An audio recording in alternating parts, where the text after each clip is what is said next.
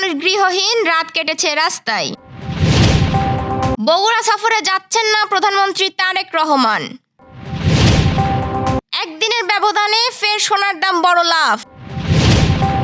তৃতীয় দিনের মতো বাড়ল তেলের দাম। ফেসবুকে টিকিট বিক্রির লিঙ্ক ছড়ালে ব্যবস্থা নেবে রেলওয়ে। গাইবান্ধা জেলায় বিনিয়োগ ও ব্যবসায় উন্নয়ন সহায়তা কমিটির সভা অনুষ্ঠিত। নিরাপদে বাসায় ফিরলেন মুশফিক, জানালেন তার স্ত্রী। দর্শক, শুনছিলেন দিনের খবরের প্রধান শিরোনাম, এবার বিস্তারিত। তার আগে আমাদের ইউটিউব চ্যানেল সাবস্ক্রাইব করুন এবং সব খবর পেতে ফেসবুক পেজ ফলো করে রাখার পাশাপাশি ওয়েবসাইট ভিজিট করুন। ইসরায়েলি হামলায় লেবাননে হাজার হাজার মানুষ গৃহহীন, রাত কেটেছে রাস্তায়।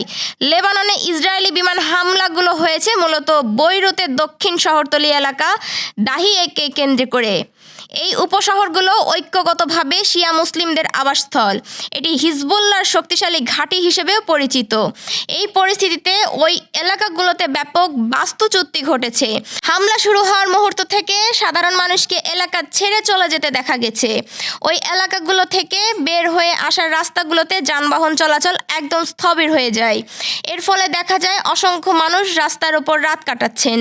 মঙ্গলবার সকালে বৈরুতের স্কুল পড়ুয়া শিশুরাও ঘুম থেকে জাগবে যদি তারা সত্যি ঘুমাতে পারে, কারণ রাজধানী জুড়ে রাতটি ছিল অত্যন্ত শব্দমুখর। প্রধানমন্ত্রী তারেক রহমান ফ্যামিলি কার্ড বিতরণের কর্মসূচিতে অংশগ্রহণের জন্য 10 মার্চ বগুড়া সফরের কথা থাকলেও সেটি বাতিল করা হয়েছে।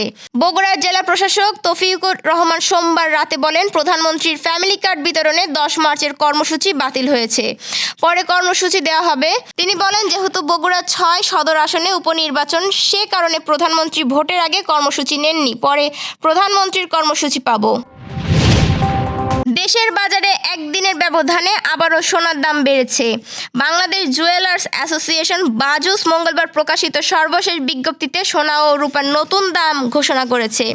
বিজ্ঞপ্তি অনুযায়ী মঙ্গলবার থেকে দেশের বাজারে প্রতি ভরি 11.664 গ্রাম 22 ক্যারেটের সোনা 2,74,104 টাকা, 21 ক্যারেট 2,61,682 টাকা, 18 ক্যারেট 2,24,299 টাকা এবং সনাতন পদ্ধতির সোনা 1,83,533 টাকায় বেচাকেনা হবে।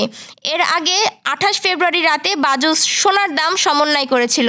তখন 22 ক্যারেটের সোনার প্রতি ভরি 2,68,680 টাকা নির্ধারণ করা হয়েছিল। চলতি বছরে এখনো পর্যন্ত সোনার দাম দেশে মোট 35 বার সমন্বয় করা হয়েছে, যেখানে দাম 23 বার বাড়ানো হয়েছে এবং 12 বার কমানো হয়েছে। বিশ্ববাজারে টানা 3 দিন ধরেই বেড়ে চলেছে তেলের দাম। এর মধ্যে যুক্তরাষ্ট্র ইসরায়েল যুদ্ধ আরও বিস্তৃত হয়েছে। হরমুজ প্রণালীতে জাহাজ চলাচল বন্ধে তেলের সরবরাহে বিঘ্ন ঘটার সংখ্যা বৃদ্ধি করেছে। মঙ্গলবার গ্রিনিচ মান সময় 4 ব্রেন্ট ক্রুড ফিউচারের প্রতি ব্যারেলের দাম 2.2% বেড়ে হয়েছে $79.44। এর আগে গতকাল সোমবার অপরিশোধিত তেলের দাম গিয়ে ঠেকেছিল $82.37, যা 2025 সালের জানুয়ারির পর সর্বোচ্চ। আজ WTI ক্রুডের ব্যারেল প্রতি দাম $1.17 বা 1.6% বেড়ে দাঁড়িয়েছে $72.40। এর আগে 2025 সালের জুনে এ তেলের দাম সর্বোচ্চ পর্যায়ে পৌঁছেছিল। যুক্তরাজ্য ভিত্তিক অনলাইন ট্রেডিং প্ল্যাটফর্ম আইজি মার্কেটের বিশ্লেষক টনি সাইকামোর বলেন, তেলের দাম দ্রুত কমানোর কোনো লক্ষণ নেই। হরমুজ প্রণালী কার্যত বন্ধ এবং ইরান মধ্যপ্রাচ্যের জ্বালানি অবকাঠামোগুলোকে লক্ষ্যবস্তু করছে। সংঘাত যত দীর্ঘ সময় ধরে চলবে, দাম আরও বাড়বে। পবিত্র ঈদ উল ফিতরকে সামনে রেখে 14 দিনের অগ্রিম ট্রেন টিকিট বিক্রি শুরু করেছে বাংলাদেশ রেলওয়ে। মঙ্গলবার থেকে বিশেষ ব্যবস্থায় এর টিকিট বিক্রি চলছে। তবে টিকিট বিক্রির নামে ফেসবুকে কোনো ভুয়া বা অনুমোদনহীন লিঙ্ক পাওয়া গেলে জড়িতদের বিরুদ্ধে আইনানুগ ব্যবস্থা নেওয়া হবে বলে সতর্ক করেছে কর্তৃপক্ষ। রাজধানীর রেল ভবনের ঈদ উপলক্ষে বিশেষ ট্রেন পরিচালনা সংক্রান্ত প্রস্তুতি সভায় এ বিষয়ে সিদ্ধান্ত হয়। সভায় বলা হয়, সামাজিক যোগাযোগ মাধ্যমে টিকিট বিক্রির কোনো সন্দেহজনক লিঙ্ক চোখে পড়লে তা দ্রুত আইন শৃঙ্খলা রক্ষাকারী বাহিনীকে জানানো হবে। এক্ষেত্রে গভর্নমেন্ট রেলওয়ে পুলিশ, জিআরপি ও রেলওয়ে নিরাপত্তা বাহিনীকে বিশেষভাবে জানানোর নির্দেশনা দেওয়া হয়েছে। ঈদ যাত্রা নির্বিঘ্ন রাখতে বড় স্টেশনগুলোতে নিরাপত্তা জোরদার করা হয়েছে। ঢাকা বিমানবন্দর, জয়দেবপুর, চট্টগ্রাম, ময়মনসিংহ, সিলেট, রাজশাহী ও খুলনা সহ গুরুত্বপূর্ণ স্টেশনগুলোতে অতিরিক্ত নজরদারি থাকবে। জিআরপি ও আরএনবির পাশাপাশি border guard Bangladesh, BGB, rapid action battalion RAB এবং স্থানীয় পুলিশ যৌথভাবে দায়িত্ব পালন করবে। গাইবান্ধা জেলা বিনিয়োগ ও ব্যবসায়ী উন্নয়ন সহায়তা কমিটির সভা অনুষ্ঠিত হয়েছে। বেলা 11:30টার দিকে জেলা প্রশাসকের আয়োজনে সম্মেলন কক্ষে এই আলোচনা সভা অনুষ্ঠিত হয়। জেলা প্রশাসক মোহাম্মদ মাসুদুর রহমান মোল্লার সভাপতিত্বে অনুষ্ঠানে উপস্থিত ছিলেন অতিরিক্ত জেলা প্রশাসক যাদব সরকার, সহকারী কমিশনার সাব্বির আহমেদ, গাইবান্ধা প্রেস ক্লাবের সাধারণ সম্পাদক ইদ্রিসুজ্জামান মোনা, জেলা নিরাপদ খাদ্য কর্মকর্তা মিলন মিয়া, যুব উন্নয়ন অধিদপ্তরের সহকারী পরিচালক খাদেমুল ইসলাম, রূপালী ব্যাংকের ব্যবস্থাপক রকিবুল হাসান, ফায়ার সার্ভিসের স্টেশন অফিসার রিফাত আল মামুন, সরকারি মহিলা কলেজের প্রভাষক আমজাদুল ইসলাম, বিসিকের এজিএম আবদুল্লাহ আল ফেরদৌস সহ অন্যান্যরা।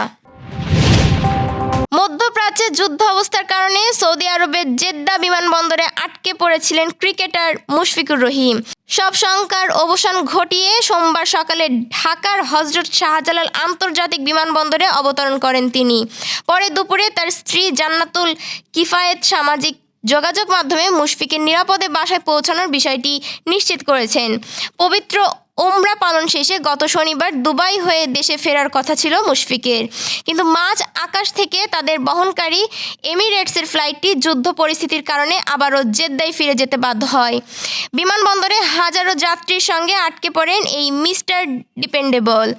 বিষয়টি জানার পর যুব ও ক্রীড়া মন্ত্রী আমিনুল হকের ব্যক্তিগত তদারকি ও হস্তক্ষেপে রোববার গভীর রাতে দেশের উদ্দেশ্যে রওনা হন তিনি।